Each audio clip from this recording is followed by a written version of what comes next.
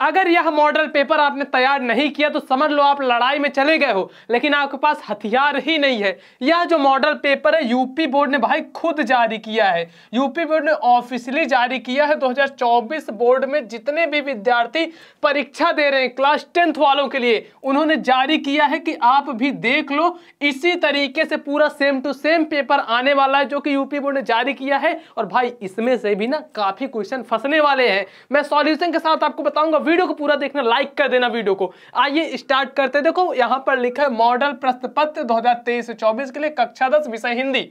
अब डायरेक्ट हम बढ़ते हैं। यहां पर समय 3 घंटे 15 मिनट का रहेगा। निर्देश कुछ आप समझ लो, निर्देश क्या है। प्रारंभ के 15 मिनट परीक्षार्थियों को प्रश्न पत्र पढ़ने के मिलेंगे, खंड 2 खंड में विभाजित है। आबा ये सब चीजें देख लो, काली नीली पेन का प्रयोग करना है। मैं आपका टाइम ज्यादा वेस्ट नहीं करूंगा, डायरेक्ट आते हैं हम आगे क्वेश्चन पर।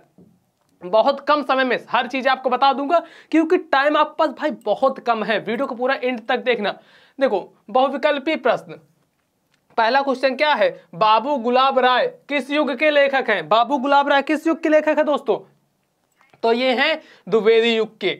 अब इसके बाद है चिंतामणि किस विधा की रचना है। चिंतामणि कौन सी विधा की रचना है, तो चिंतामणि विधा किस विधा की रचना है। यहां पर देखो चिंतामणि आपकी होगी निबंध विधा की। और यहां पर मैं सारे आपको बताते चल रहा हूं, जैसे गबन, गबन किसकी रचना है, तो बताओ गबन किसकी रचना है। भाई बहुत आसान है, ये तो सबको लगभग पता होगा, तो बता दो गबन किसकी, कमेंट में बताना गबन किसकी रचना है। भाई आप कमेंट कर देना, कमेंट कर देना कि गबन किसकी रचना है। नीचे कमेंट बॉक्स में जाओ और कमेंट करो, ठीक है। अब उसके बाद देखते हैं यहाँ पर शुक्ल युग की समयावधि। शुक्ल युग की समयावधि भाई आपको बहुत बार पढ़ा चुका हूं, यह होगी 1919 से 1938 तक। जो बी वाला ऑप्शन है यही सही होगा। उसके बाद है नीड़ का निर्माण फिर किस विधा की रचना है। नीड़ का निर्माण फिर या किस विधा की रचना दोस्तों, तो यह हो जाएगा आपकी आत्मकथा विधा की रचना। इसके बाद आता है प्रिय प्रवास, या प्रिय प्रवास किस युग की रचना है। तो प्रिय प्रवास दोस्तों किस युग की रचना है। 4 ऑप्शन है, द्विवेदी युग, भारतेंद्र युग, प्रगतिवादी युग, छायावादी युग। तो ये हो जाएगा द्विवेदी युग की। अब इसके बाद देखते हैं दोस्तों, यहां से हमारा 7वां नंबर है मधुशाला किसकी रचना है। मधुशाला रचना है हरिवंश राय बच्चन की। फिर 8वां नंबर है भारत भारती किसकी रचना है। दोस्तों भारत भारती, इसको आप कमेंट में मुझे बताओ। एक तो जो गबन वाली थी उसको कमेंट में बताना, एक भारत भारती ये रचना है कमेंट में बताना। अब देखो मैं क्यों कर रहा हूं, अगर आप ऐसे इन क्वेश्चन को ढूंढने बैठोगे तो कम से कम 10 क्वेश्चन 12 क्वेश्चन एक्स्ट्रा में आप देख लोगे। बाकी मेन क्वेश्चन मैं आपको बता दे रहा हूं। फिर आगे बढ़ते हैं, आधुनिक काल कब से कब तक है। आधुनिक काल मतलब जो काल अभी है मॉडर्न टाइम में, तो वो कौन सा है। देखो 1843 से अब तक, या फिर 1800 से 1936, 1936 से 1943, 1643 से 1843। तो देखो इसका सही उत्तर हो जाएगा 1843 से अब तक। मतलब जो अभी प्रेजेंट टाइम में चल रहा है वह क्या है, आधुनिक काल है, मॉडर्न टाइम है। फिर आगे बढ़ते हैं 10वां नंबर, मतिराम किस युग के कवि हैं। मतिराम किस युग के कवि हैं, इसको भी आप कमेंट में बताओ कि आखिर मतिराम किस युग के कवि हैं। फिर हमारा हास्य रस का स्थायी भाव, हास्य रस का स्थायी भाव क्या होगा, हास होगा, ठीक। करुण रस का स्थायी भाव क्या होता है, शोक होता है। तो आप देख लो इन दोनों में से एक पक्का है, आता है तो लिख दो, जैसे हास्य रस का स्थायी भाव, तो ये हो जाएगा हमारा हास।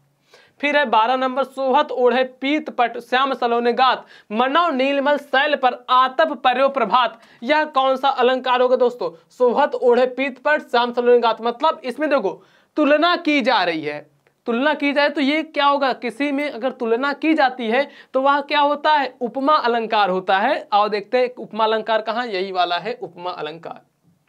13 नंबर क्वेश्चन, रोला छंद में कुल कितने चरण होते हैं। भाई रोला में कितने चरण होते हैं, 4 चरण होते हैं। ये देखो आकर्षण शब्द में उपसर्ग का प्रयोग किया गया, किस उपसर्ग का प्रयोग किया गया है, आकर्षण में। उपसर्ग मतलब क्या होता है, जो भी किसी भी शब्द के आगे लगता है। तो आकर्षण में देखो आगे क्या लिखा है, आ,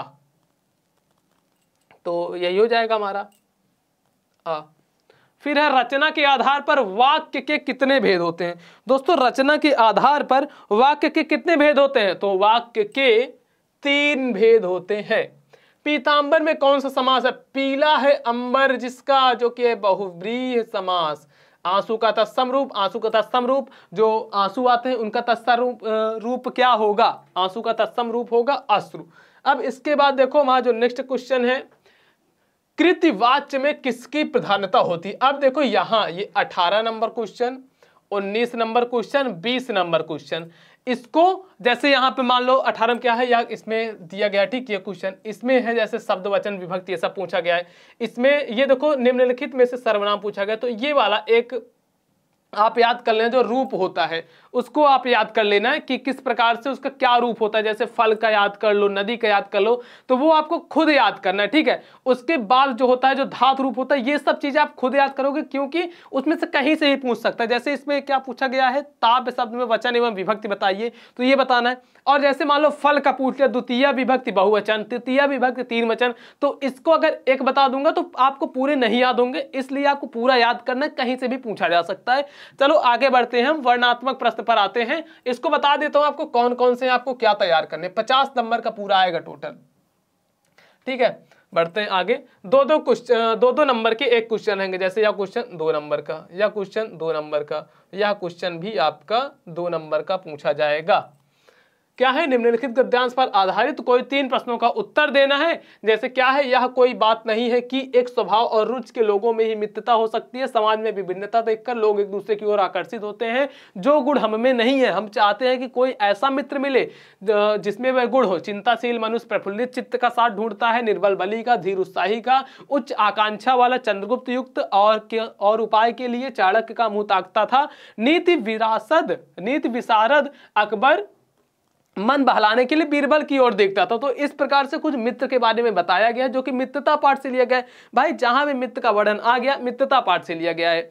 अब देखो फर्स्ट क्या है, इसी का संदर्भ लिखना है। क्या लिखोगे, प्रस्तुत गद्यांश हमारी पाठ्य पुस्तक हिंदी के गद्य खंड में संकलित मित्रता नामक पाठ से लिया गया है। इसके रचयिता आचार्य राम, इसके लेखक, देखो एक चीज यहाँ पे ध्यान रखना है, इसमें आपको लेखक लिखना है क्योंकि ये गद्यांश है, तो इसके लेखक आचार्य रामचंद्र शुक्ल जी हैं। बस खत्म, 2 नंबर आपको फट से मिल जाएगा। फिर है रेखांकित अंशों की व्याख्या करनी है, या जो रेखा किया गया, तो आप लिखोगे आचार्य रामचंद्र शुक्ल जी कहते हैं कि यह जरूरी नहीं कि एक ही प्रकार के लोग हैं तभी उनमें मित्रता हो, अगर अलग अलग लोग हैं तब भी मित्रता हो सकती है।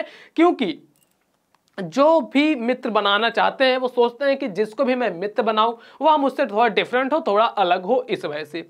अब आगे बढ़ते हैं भाई। लेखक के अनुसार समाज में विभिन्नता देखकर लोग एक दूसरे की ओर क्यों आकर्षित होते हैं, इसका भी उत्तर आपको इसी में मिल जाएगा। क्योंकि वे चाहते हैं कि जो गुण हम में नहीं है, हम चाहते हैं कि कोई ऐसा मित्र मिले जिसमें वे गुण हो। तो इस प्रकार से हो जाएगा भाई। आगे बढ़ते हैं, चलो। अथवा में जो ये वाला दिया गया है, हे भगवान तब के लिए विपद के लिए इतना आयोजन, परम पिता की इच्छा के विरुद्ध इतना साहस, पिताजी क्या भीख ना मिलेगी, क्या कोई हिंदू भूपृष्ठ पर ना बचा रह जाएगा, जो ब्राह्मण को 2 मुट्ठी अन्न दे सके, यह असंभव है, फेर दीजिए पिताजी, मैं कांप रही हूं, इसकी चमक आंखों में को अंधा बना रही। देखो ये पढ़ने से भाई पता लगा किस पाठ का है, ममता पाठ से लिया गया है। इसके रचयिता, इसके लेखक कौन है, जयशंकर प्रसाद है। तो आपका यहीं पे गद्यांश खत्म होता है।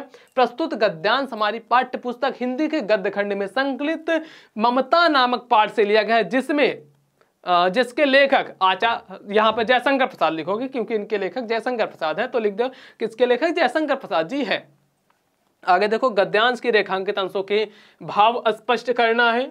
यह जो रेखा किया गया है, परमपिता की इच्छा के विरुद्ध इतना साहस, पिता मतलब लिख देना कि प्रस्तुत गद्यांश में जयशंकर प्रसाद जी कहते हैं, उसके बाद आप अपने हिसाब से लिख देना।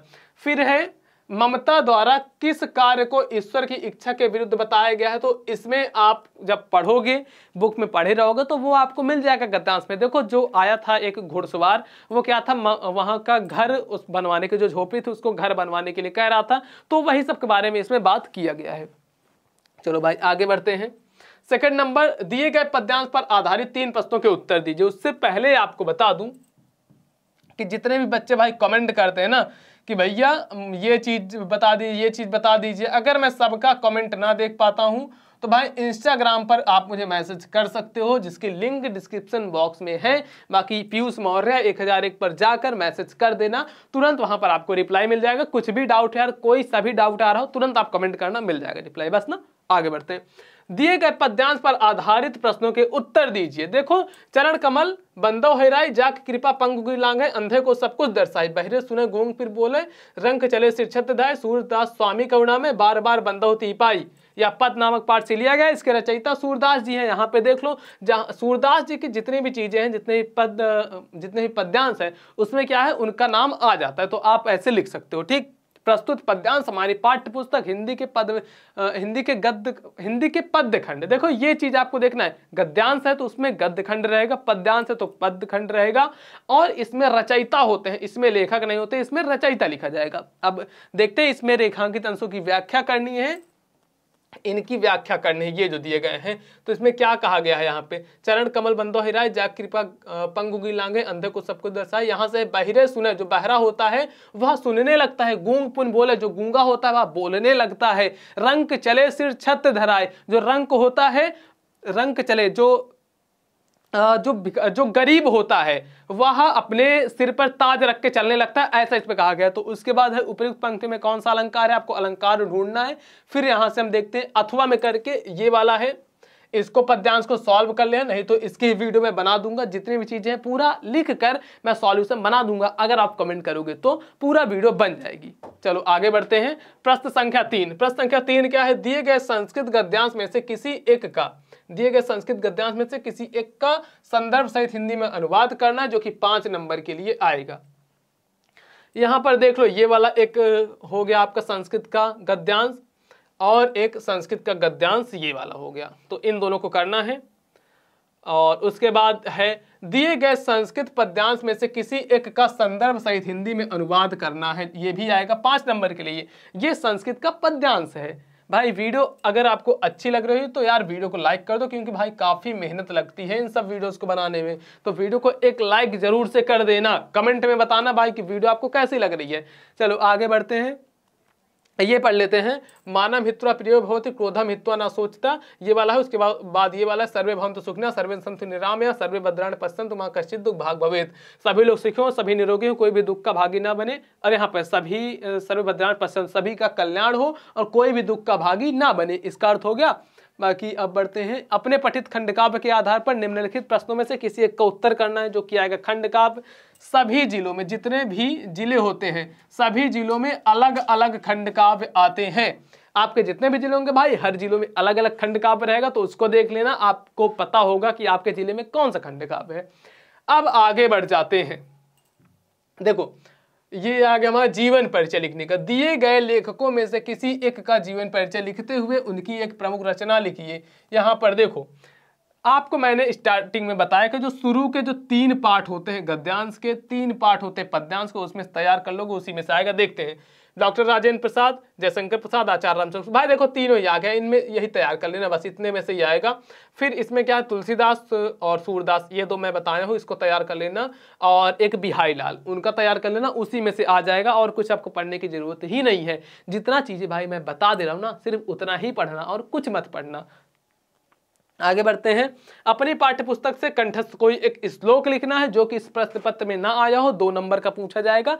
मतलब जो आपने पीछे पढ़ा, जैसे सर्वे भवन्तु सुखिनः वाला, वह श्लोक आपको नहीं लिखना है। फिर एक जो था वह नहीं लिखना, बाकी 3 श्लोक आप याद कर लेना, 3 में से एक आ जाएगा, कोई भी आप लिख डालो। फिर निम्नलिखित में से किन्हीं 2 प्रश्नों का उत्तर संस्कृत में लिखना है। इनमें से किसी 2 प्रश्नों का उत्तर आपको संस्कृत में लिखना है। पुराजा का आसित, चंद्रशेखर का आसित, वीर केन पूज्यते, ये सब। फिर आता है 9वां नंबर, निम्नलिखित में से किसी एक विषय पर निबंध लिखना है। जैसे कि पर्यावरण प्रदूषण, भाई काफी इंपॉर्टेंट है, आतंकवाद काफी इंपॉर्टेंट है, जनसंख्या काफी इंपॉर्टेंट है, नारी सशक्तिकरण, ये चारों बहुत महत्वपूर्ण है। 7 नंबर का आपके बोर्ड परीक्षा में निबंध आता है सबसे ज्यादा नंबर के लिए, और ये 7 जो चारों हैं बहुत इंपॉर्टेंट है। 7 मार्क का आपसे निबंध आपकी बोर्ड परीक्षा में पूछा जाता है। यार देखो, कहीं भी अगर डाउट आ रहा हो तो इंस्टाग्राम का लिंक मैं डिस्क्रिप्शन बॉक्स में दिया हूँ, शायद कमेंट बॉक्स में भी आपको मिल जाए, तो जाकर फॉलो करो। क्या कर रहे हो आप लोग, जाओ करो। आगे बढ़ते हैं। 10वां नंबर, अपनी विशेष रुचियों का उल्लेख करते हुए अपने मित्र को एक पत्र लिखिए। यहाँ पर देखो पत्र लेखन आया है। पत्र लेखन इस बार नया टॉपिक जुड़ा है, काफी ज्यादा इंपॉर्टेंट है। अगर नया जुड़ा है भाई तब तो काफी इंपॉर्टेंट है। और जो मॉडल पेपर में दिया है इसको पढ़ कर जाना, किसी ना किसी एक सेट में जरूर से आएगा। आपको पता होगा यूपी में टोटल कितना 7 सेट आते हैं, 7 में से किसी न किसी में ये सारे क्वेश्चन मिलेंगे ही मिलेंगे। फिर है देखो, उत्तर मध्य रेलवे को एक शिकायती पत्र लिखिए जिसमें टिकट निरीक्षक द्वारा किए गए अभद्र व्यवहार का उल्लेख हो। तो ये सब चीजें हैं जो कि 10 क्वेश्चन हो गए। यहाँ पर टोटल कितने नंबर का यह था, चलो भाई ऊपर आ जाते हैं सबसे। तो ये टोटल पूरा 70 नंबर का था। ठीक, पेपर कितने नंबर का था भाई? 70 नंबर का था, जो कि मैंने पूरा आपको बता दिया, पूरा करवा दिया।